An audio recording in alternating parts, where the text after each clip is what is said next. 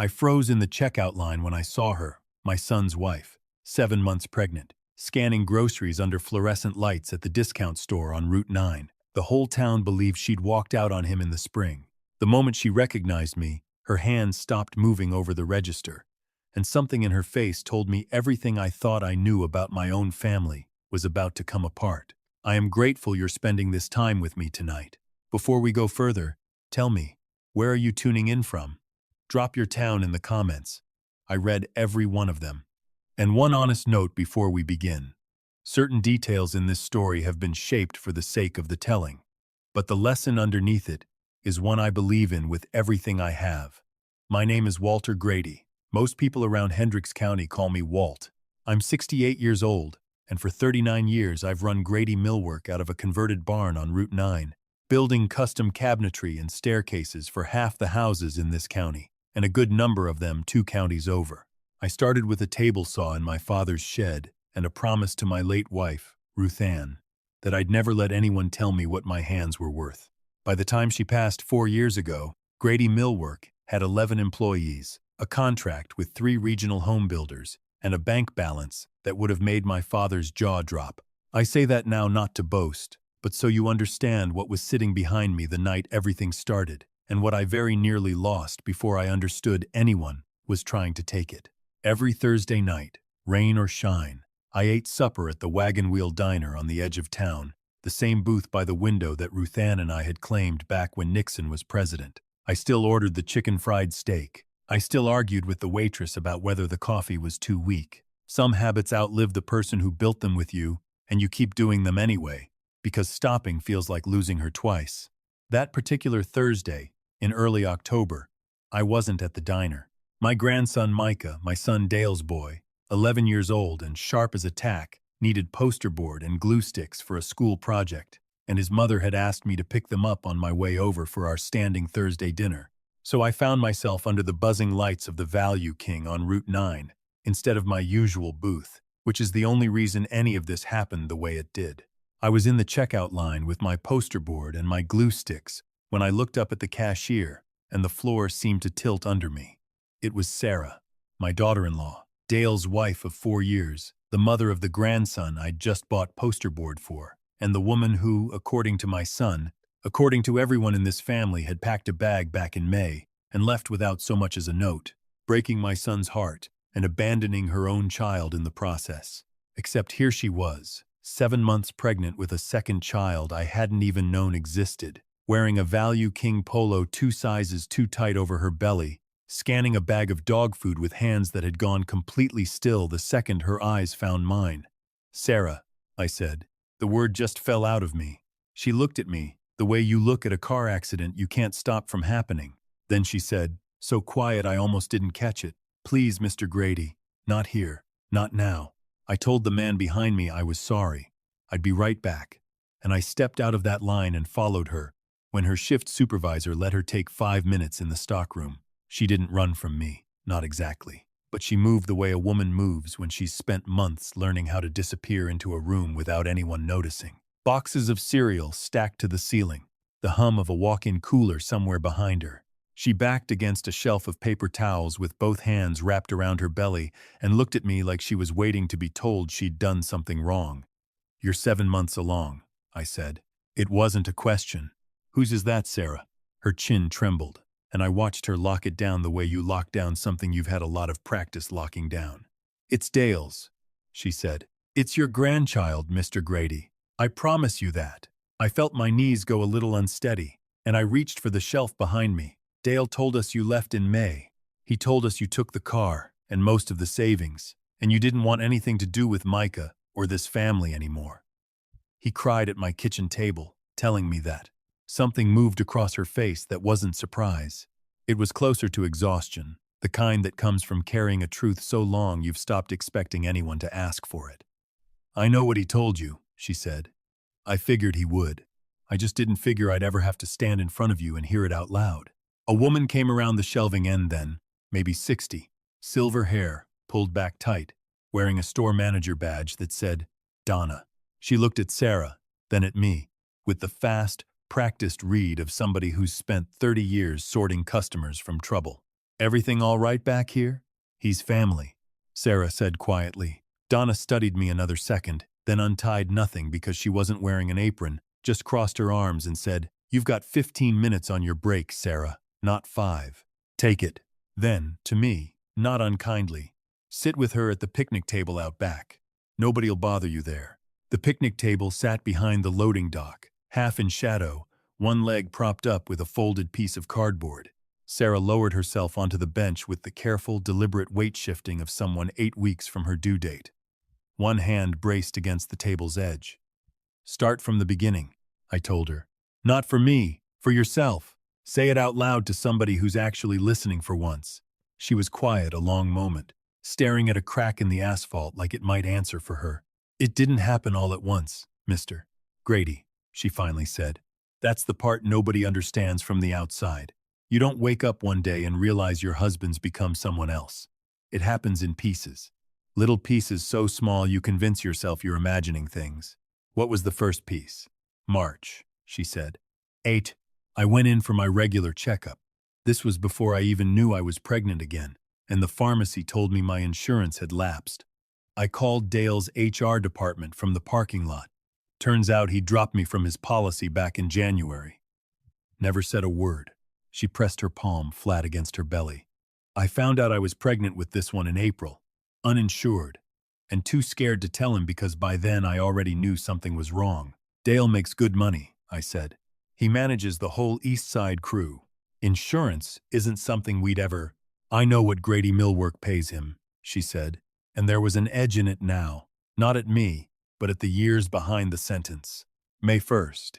He told me the lease on the house was being restructured, and he needed my name off it for tax reasons. I believed him. June.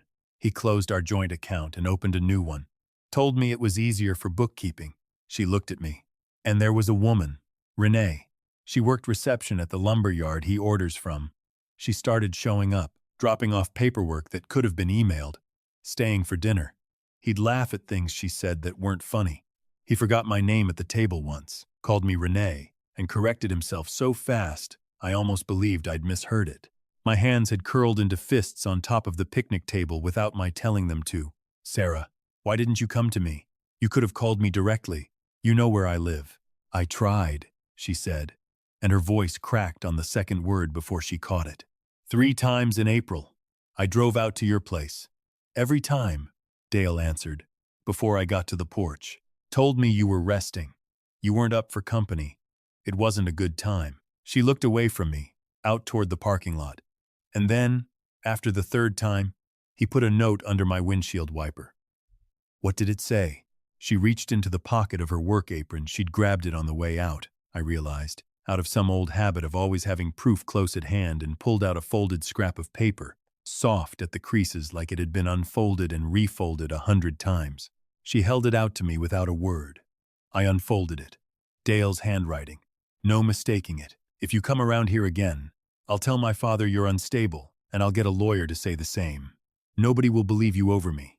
Walk away now, and you keep the one thing that matters. Don't make me choose between you and this family."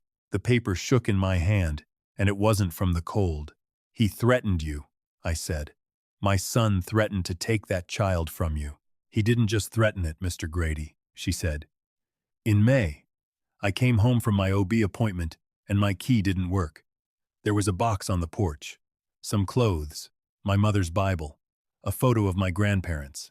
No note that time. He'd already told everyone the note wasn't necessary, that I'd left on my own." She looked at me steadily. "I had $400 to my name and a car with a quarter tank of gas, and a 5-year-old at his father's who I couldn't get to because Dale had already called the school and told them I wasn't allowed to pick him up without supervision." I put both hands over my face.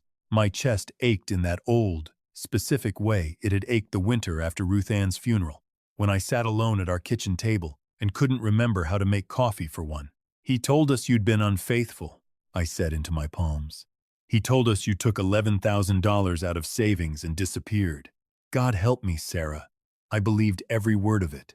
"I know you did," she said, "and there was no accusation in it, which somehow made it worse. He's your son. Of course you believed him." She paused. "There was $600 in that account when he closed it. I have the bank statement. I've kept everything.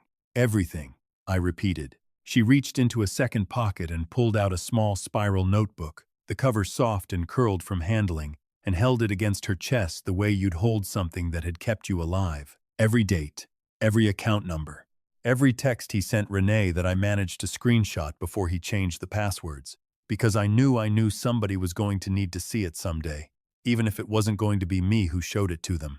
I looked at that notebook, and then at her, at the shadows carved under her eyes, the swollen ankles above her cheap work shoes, the deliberate straightness she was holding her spine to, despite carrying a child 7 months along on 10-hour shifts. Where have you been living, Sarah? Since May? Her jaw tightened. Donna, she said. The manager. I knocked on the loading dock door in June asking if they were hiring. She could see I was pregnant and running from something. She didn't ask questions. She let me sleep in the back office for 3 weeks, until I'd saved enough for a room above the laundromat on 5th. I've been there since July. You slept in a stockroom, I said. Pregnant. I slept in my car for 2 weeks before that, she said quietly. So the stockroom felt like the Ritz. Something in my chest went cold, and then very, very hot. And Micah, I said, my grandson, does he know any of this? Does he know his mother didn't leave him? Her eyes filled for the first time since I'd cornered her by the paper towels, though she didn't let them spill. I write him letters, she said. I mail them to my sister in Fort Wayne, and she reads them to him over the phone when Dale's not around, because Dale won't let her call the house directly. He thinks I abandoned that boy. Mr. Grady. My son thinks I stopped loving him. That's the part I can't. She stopped, pressed her lips together hard, breathed through it. I sat with that for a long moment, the loading dock humming behind us, a delivery truck idling somewhere out of sight. There's something else, I finally said. Isn't there? Something you were about to tell me before Donna interrupted us? Sarah looked at me for a long 3 seconds, and something in her face braced itself the way a person braces for a blow they're about to deliver on purpose, because the alternative is worse. It's about your heart medication, Mr. Grady, she said. The pills Dale's been picking up for you every month from Fenwick's pharmacy since Ruth Ann passed. I felt the ground shift under me a second time that night. My blood thinners, I said slowly. Dale started managing my prescriptions after my last cardiac scare, back in the spring. Said it was easier if he just handled the pickups since he drives right past the pharmacy. Do you know Renee's brother works behind the counter at Fenwick's? She said. The air went out of me. I saw the pill bottle in Dale's truck in April, she went on, voice low and even, a woman who had clearly rehearsed this 100 times alone in a room above a laundromat. It didn't match the dosage your cardiologist prescribed. I looked it up. Your normal dose is supposed to keep your blood thin enough to prevent clots without letting you bleed too easily if you're ever injured. What I saw in that bottle was almost double. That's not possible, I said. But even as the words left me, I was thinking of the bruise on my forearm that hadn't faded in 6 weeks, the nosebleed that wouldn't stop one Tuesday morning until I'd nearly called an ambulance, the bone-deep exhaustion I'd chalked up to being 68 and grieving and getting old. You've been bruising easily, she said. It wasn't a question. Bleeding longer than you should from small cuts. Feeling tired in a way that doesn't match how much you're sleeping. I sat there in the dark behind the Value King loading dock and felt every one of those symptoms line up like dominoes falling in a row. I hadn't let myself see. How long have you known this? I asked, and my voice came out somewhere I didn't recognize. Since August, she said. 6 weeks. 6 weeks, I said. Sarah, you've known for 6 weeks that my son might be trying to kill me, and you didn't. And I've spent those 6 weeks trying to build something that would actually hold up, she said, her voice rising for the first time, not in anger but in something closer to desperation. Mr. Grady, if I'd walked up to you in August with nothing but a bottle I saw once in a truck, what would have happened? Dale would have said I was lying, that I was unstable, exactly like his note promised, and you would have believed him. You just told me you did, about everything else. I couldn't argue with that, and the not being able to argue with it was its own kind of wound. There's a doctor, she said.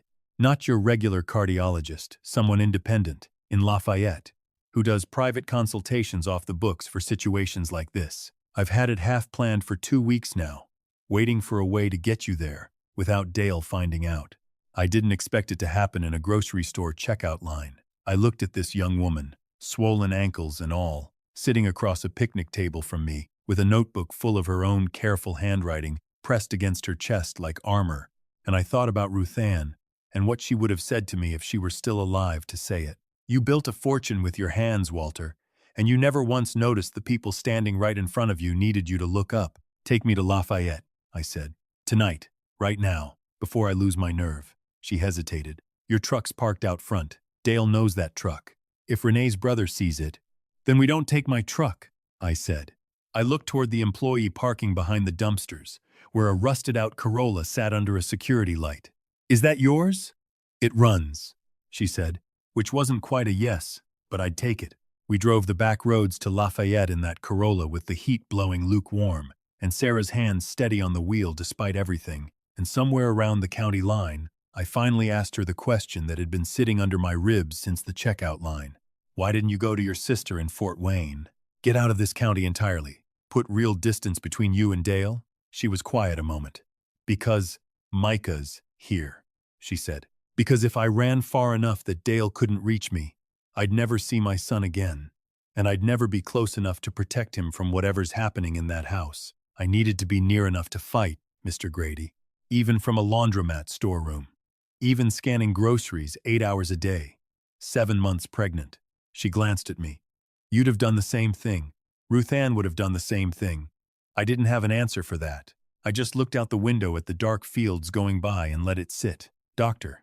Priya Chandrasekaran ran her practice out of a converted farmhouse on the edge of Lafayette, the kind of place that doesn't show up on an insurance directory because it doesn't need to. She met us at a side door before I'd even finished explaining myself on the phone, which told me Sarah had called ahead while I sat frozen in that Corolla trying to find the words.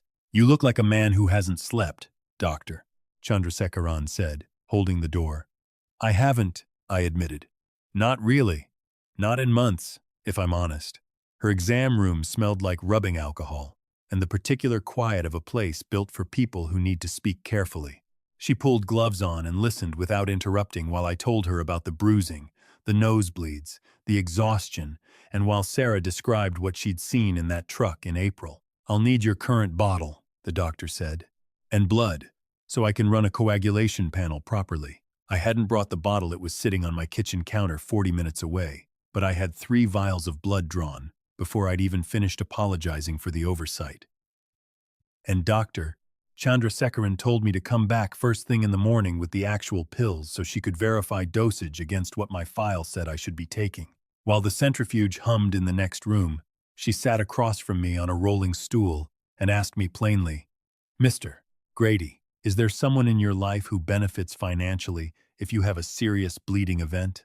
A fall, a car accident, something that would look like an accident but wouldn't be survivable for a man your age on an overthinned blood supply. I thought about the beneficiary paperwork Dale had asked me to update back in June, right around when he'd said Sarah left, right around when he'd started managing my pharmacy pickups personally instead of letting me handle my own prescriptions like I had for 40 years. My son, I said. He manages my company's insurance policies. He asked me to update my personal life insurance beneficiary in June. Said it was just good practice, given my age and my heart history. How much is the policy worth? She asked. $2 million, I said, plus whatever he'd inherit of the business. The room went very quiet. Somewhere outside, a dog barked once and stopped. Mr. Grady, Dr. Chandrasekaran said, come back tomorrow morning with that pill bottle. I want to see exactly what's in it before I say another word about what I think is happening here. But I want you to hear me clearly tonight.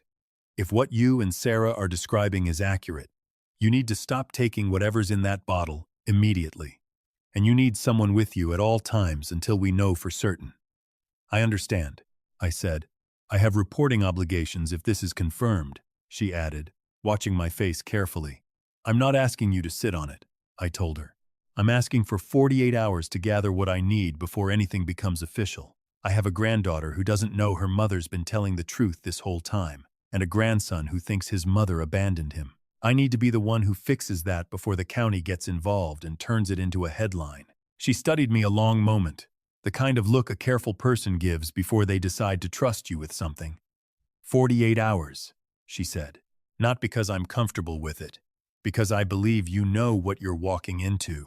Sarah drove me home in the dark, and neither of us said much until we were almost back to the Value King, where my truck sat waiting under the parking lot lights. What happens now? She asked, both hands still on the wheel even though we'd stopped moving.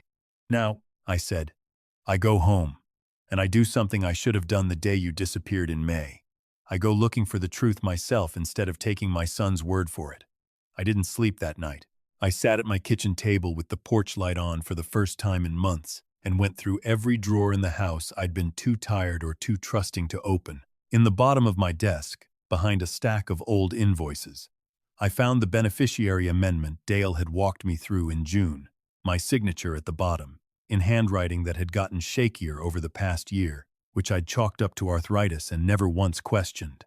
$2 million, payable to Dale Grady upon my death, filed the same week Sarah says he changed the dosage in that pharmacy bottle. Beside it, in the same drawer, I found something I hadn't looked at in 15 years. A card Dale had made me for Father's Day when he was 12. Construction paper gone soft and yellow at the edges. Block letters spelling out Dad, I want to build things that last.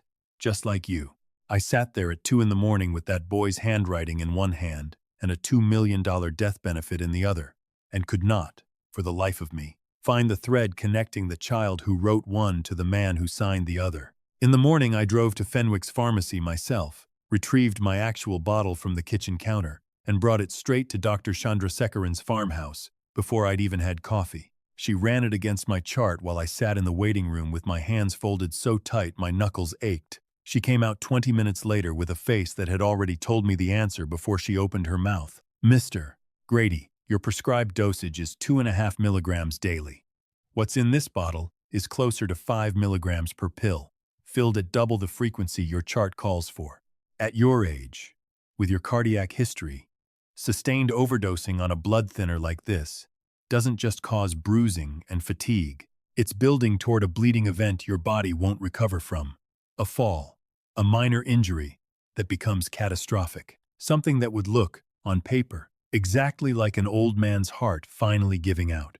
I sat with that for a long moment. How long before it would have killed me? Given your bruising pattern, she said carefully, I'd estimate weeks, not months.